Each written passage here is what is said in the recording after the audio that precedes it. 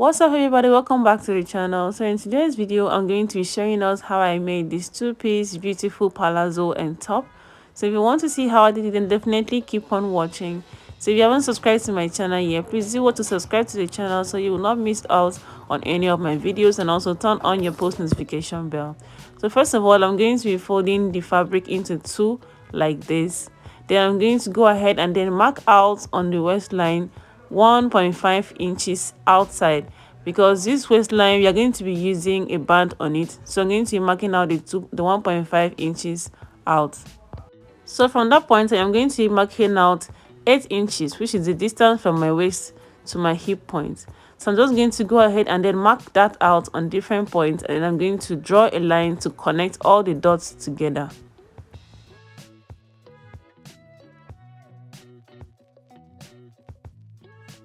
Still with the 1.5 inch on the waistline, I'm going to go ahead and then mark the distance between my waist to my crouch line, and then I'm going to be marking out 11 inches, which is the distance, and I'm going to go ahead and just mark out those points and then connect the lines also together.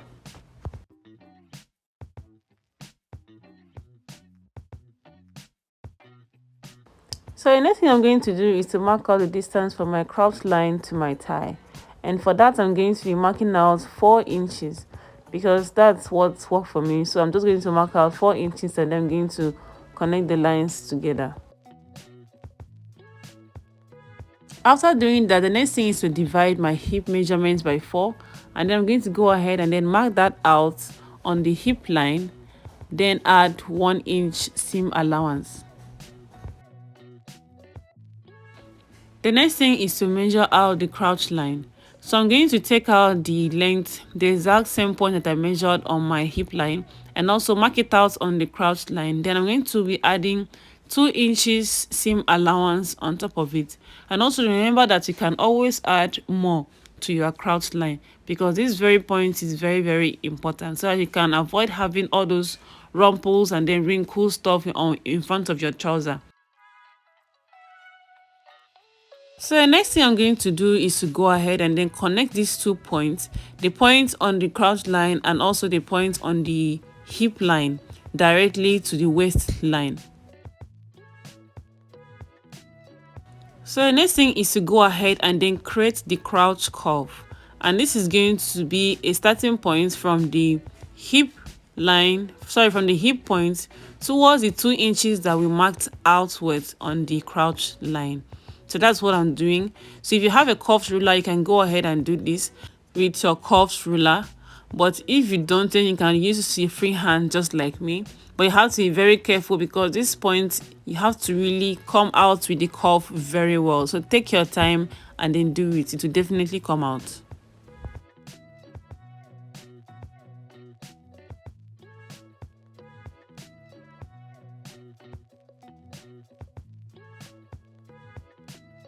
So the next thing is for me to go ahead and mark out my waist circumference. So I've already divided my waist circumference by 4.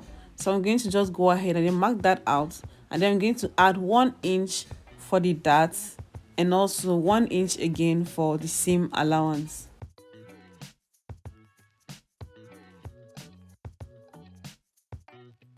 Then after doing that, it's time to connect the lines or the dots from the waistline towards the hip line.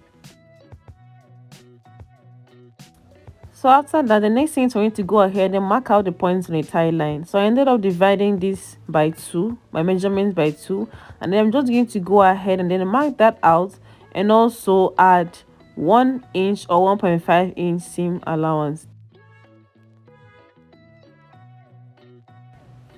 So the next thing is for me to go ahead and connect the line from my thigh line towards the crouch line. So I'm just going to just connect these dots together.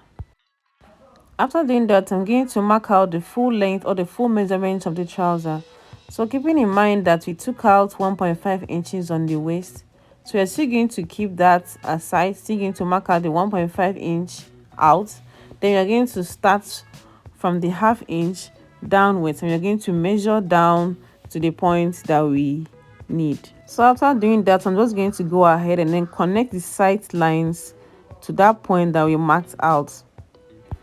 After connecting the lines, the next thing I'm going to be doing is to go ahead and then cut it out, just to cut out only the front part, so you can use it to measure out and also to cut the back piece, because we are not going to be measuring out anything on the back piece. We're just going to be using these very particular pieces, the front piece, to create the back piece. Simple and easy.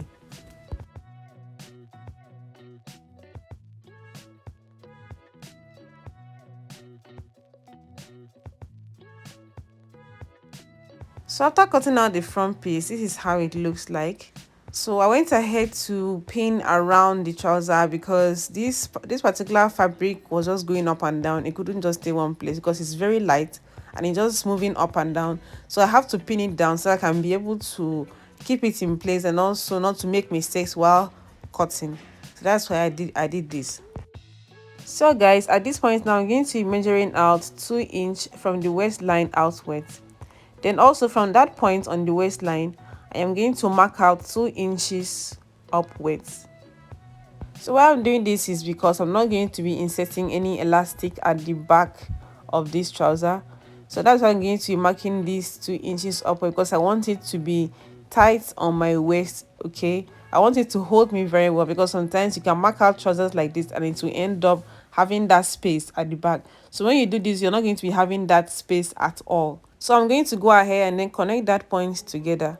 So after connecting those points together, the next thing I'm going to do is to mark out my waist measurement divided by 4.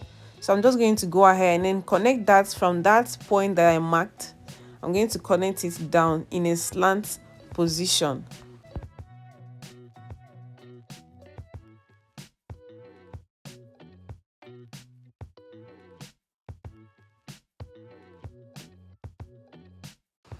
So guys, I had to show you guys that previous clip because on this one I forgot to add that the part I included on the waistline towards the back. So that's why I had to show you guys that one first before this one. So the only thing I'm going to be doing on this very clip is for me to go ahead and then add 2 inches around the points, okay, towards the trouser, sorry, towards the back part. So I'm going to go ahead and then mark out 2 inches on each and every point on the front part on the back piece. So I had to show you guys that one first, so you'll not end up making the same mistake that I did, because I ended up recreating this again. I ended up marking them out one by one again. That's why I had to show you guys the first one, so you don't make the same mistake that I did.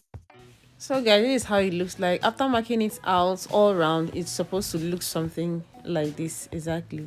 So the next thing is to go ahead and then cut it out. But before I do that, I'm going to go ahead and then mark out this point, the new waistline on the back part. I'm going to connect it towards the hip line. So at this point now, I'm just marking out the points on the hip so I will not be confused, or I will not go down more than how I'm supposed to. So I'm just going to go ahead and use my ruler and then connect that waistline towards that point.